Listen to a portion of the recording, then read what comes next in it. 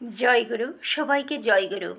আজকে আমি আলোচনা করব যে কি মানে একটা উপায় করলে সব সময়ের জন্য আমরা গ্যাস, অ্যাসিডিটি, অম্বল রোগ থেকে মুক্তি লাভ করতে পারবো। এই রোগটা সবার শরীরেই কম বেশি আছে, কেউ বেশি কেউ কম।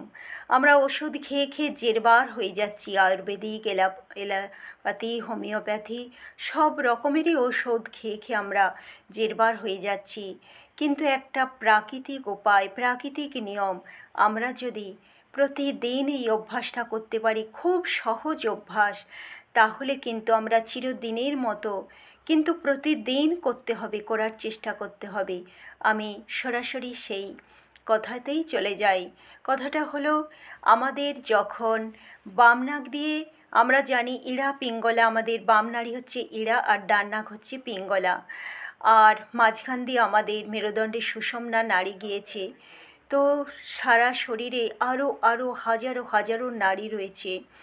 তো এই কথা হলো, যখন ইড়া নাড়ি সক্রিয় থাকে তখন কি কাজ করতে হয়, তো আমি বোধহয় আলোচনা করেছিলাম কিনা জানি না। ওটাতে তখন আসলে সেই সময় একটু শরীর মন শান্ত থাকে। যখন আমরা ঘুমাতে যাই, বিশ্রামের কোলে ঢলে পড়ি আর দেব পূজা করি, এই সব ক্রিয়ার সময় তখন কিন্তু ওই ইড়া নাড়িতে, যখন বাম নাড়িতে নিঃশ্বাস বয় তখন ভালো। আর যখন আমরা খাওয়া দাওয়া করব, পায়খানায় যাব, এইগুলোর ক্ষেত্রে কিন্তু ডান নাক দিয়ে নিঃশ্বাস বইলে খুব ভালো কাজ দেয়। তাহলে কি করতে হবে, কি করবেন না, প্রতিদিন খাওয়ার আগে থেকে ডান নাক দিয়ে আগে দেখে নেবেন কোন নাক দিয়ে নিঃশ্বাস বইছে। যদি নাও দেখে এমনি আগে খাওয়ার হয়তো 5 মিনিট আগে থেকে ডান নাক দিয়ে 5 মিনিট নিঃশ্বাস নেওয়ার চেষ্টা করলেন, বাম নাক দিয়ে ছাড়লেন।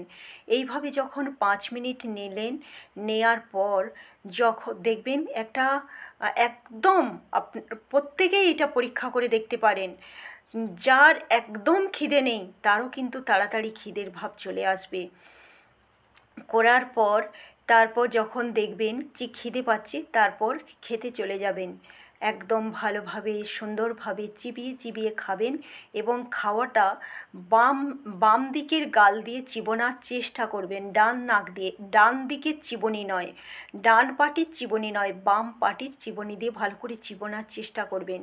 তখন কি হবে, ওর মধ্যে বাম দিকের চিবনিটাতে লালাটা ভালো মেশে ডান দিকের চেয়ে। ডান দিকে অগ্নি নাড়ি, ওটা লালাকে শুকিয়ে দেয়, তাই বাম দিকের পাটি দিয়ে চিবোনোর চেষ্টা করে খাওয়ার চেষ্টা করবেন।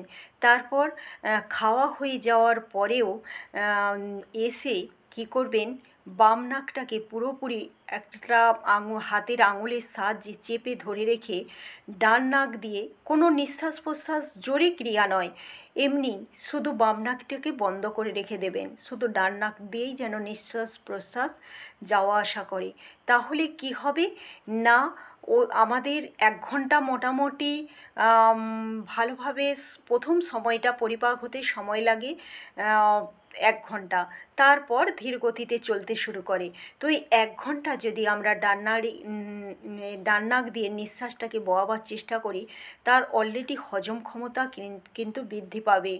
এবং তারপর দেখবেন আসলে এটা হয় কি, যখন ডান নাক দিয়ে নিঃশ্বাসটা আমরা নিচ্ছি, তখন যা কিছু পরিপাক যে গ্রন্থিগুলি আছে, যকৃৎ বা আরও যেসব গ্রন্থি আছে, সেই আমাদের হজমে সহায়তা করে, পাচক রস নিঃসরণ করে, সেগুলি কিন্তু সক্রিয় হয়ে ওঠে। তারা পাচক রস নিঃসরণ করতে শুরু করে যখন ডান নাক দিয়ে নিঃশ্বাস বইতে শুরু করে।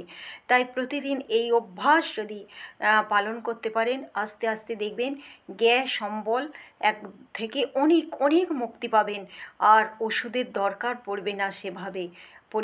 একদম পরীক্ষিত সত্য। জয়গুরু, সবাইকে জয়গুরু। সবাই খুব খুব ভালো থাকবেন, প্রিয় পরমকে মাথায় নিয়ে চলবেন।